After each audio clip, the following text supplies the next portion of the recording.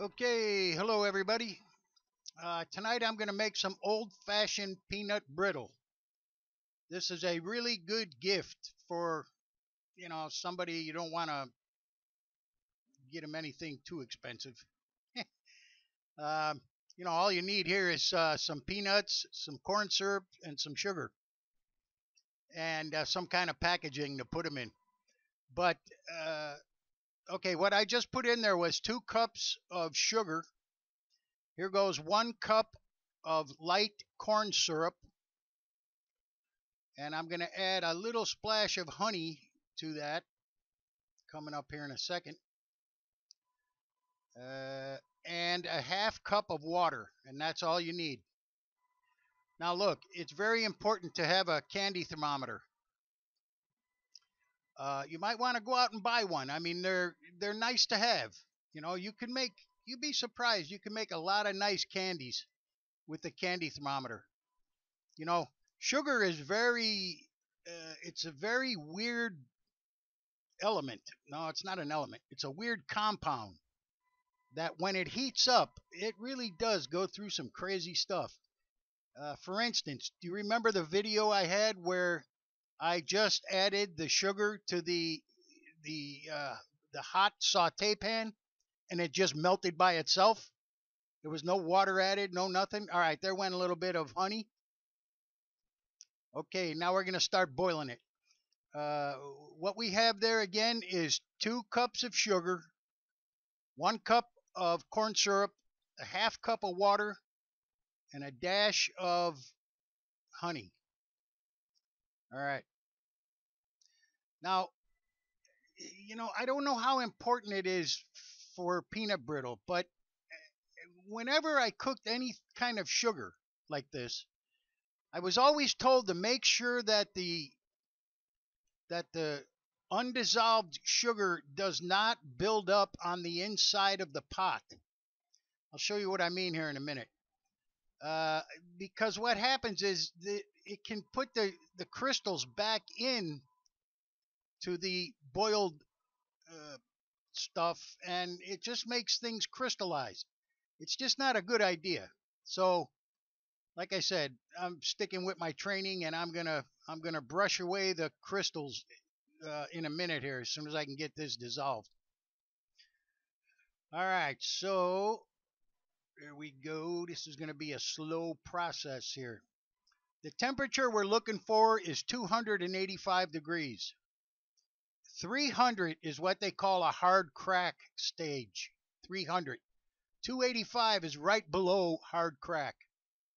I don't like peanut brittle really hard. I mean, you can go a little bit less than 300.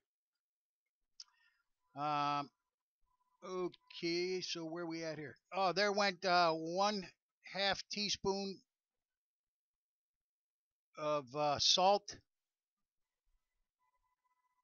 See, you know what's weird? When you boil water, just water by itself, you will never get the water hotter than 212 degrees. The water will never be above 212.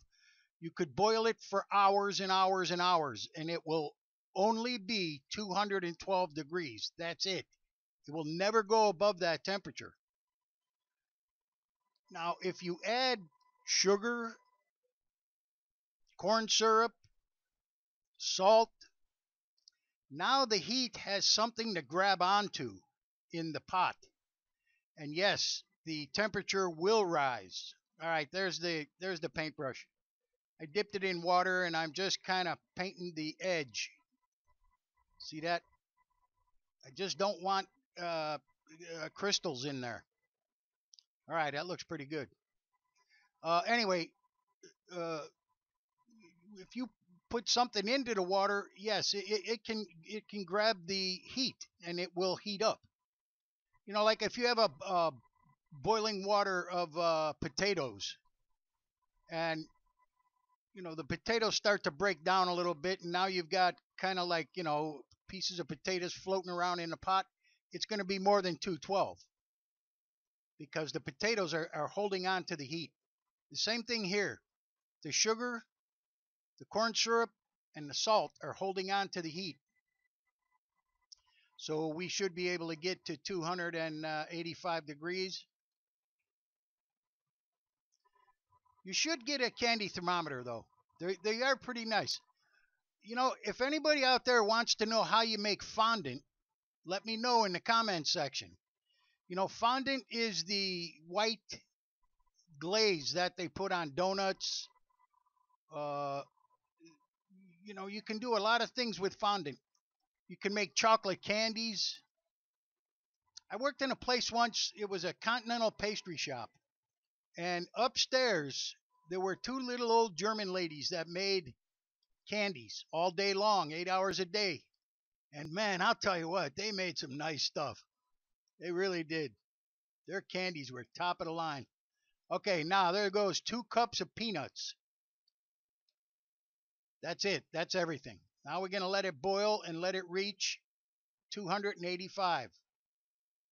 Okay, so what's in there is 2 cups of sugar, 1 cup of corn syrup,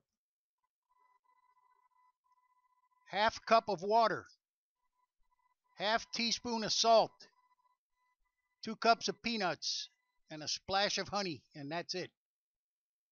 Now we got to get it boiling. Hey, make sure there's no kids hanging around when you're making this, and you got to stir it constantly. Otherwise, well, you'll see what happens. If you know, this pot is going to get very hot, and it'll burn the bottom of the pot real quick. So you have to stir constantly. Well, it doesn't take that long. But make sure the kids aren't playing around, because man, I'll tell you what, man, if you spill this sugar on yourself, oh, it's going to be the worst pain you ever. You can't get it off. You know what I mean? You try to wipe it, and it just rolls the skin up as it goes. Forget it. Make sure that nobody's farting around playing by the stove. That's all I can say. Boiling sugar is like the worst. It's 10 times worse than boiling water, because boiling water rolls off you. This stuff doesn't. This stuff will stick to you, and ouch, just keeps on burning. All right, so there it goes. It's starting to boil now. Okay. All right, come on. I thought I made this in fast motion, but I guess I didn't. I should have. All right, there you go. Now you're going to see it really boiling. Very dangerous right here. Whoo. Ouchie, wow. Make sure you have a pan or a pot that's big enough so it doesn't boil over. That's a 3-quart pot, and it's got a very thick bottom on it, and that's what you need. You need a thick bottom, because this stuff will burn. And every now and then move the thermometer out of the way so you can get the peanuts underneath it. You might have to play around, adjust the heat. You know, I just did something to the heat. I think I turned it down a little bit. But this is just one of them things that needs your attention. But I'll tell you what, man, it's good. These things are good. Now, at the end, what I'm going to add is 4 tablespoons of butter, softened butter, and 2 teaspoons of baking soda. That goes in at the end. And the butter, of course, it gives it a buttery flavor. You know, that's what the butter does. But the baking soda gives it, a, it gives it a texture like, gee, how do I explain this? It kind of puts in little bubbles in it, and it gives it a texture that you're not biting into a hard, like if you bit into a sucker, that's just hard crack. That's hard crack sugar. With the baking soda in, it gives it a lot of little bubbles in there, and it doesn't feel like you're biting into a hard crack item. All right, there we go. We're getting up there in temperature. I'm not sure what it is, but it's getting there.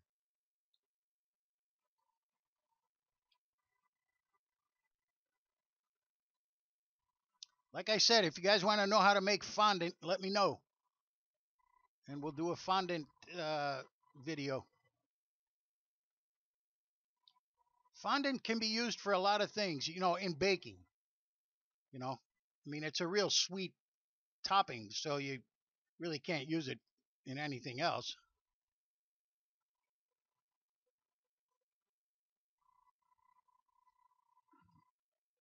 That's one good thing about my story is I started in the bakery. I joined the Army and I cooked in the Army, and then I got out and I went to a pastry shop, a continental pastry shop in Chicago, one of the #1 places. I worked there for, I don't know, a couple of years. They taught me how to decorate cakes and all kinds of stuff. And then I went to Hyatt Hotels.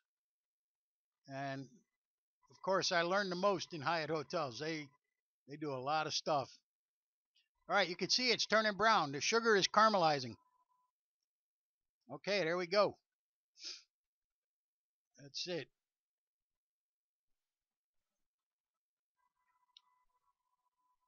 All right, hold on. I'm going to add the butter in. I'm going to turn off the stove. Look at that, man. That's all caramelized. Oh, boy. Delicious. There's the butter. That's 4 tablespoons of butter. All right, mix that up real good. And then I'm going to put in 2 teaspoons of baking soda. And watch what happens when the baking soda goes in. All right, there's 1.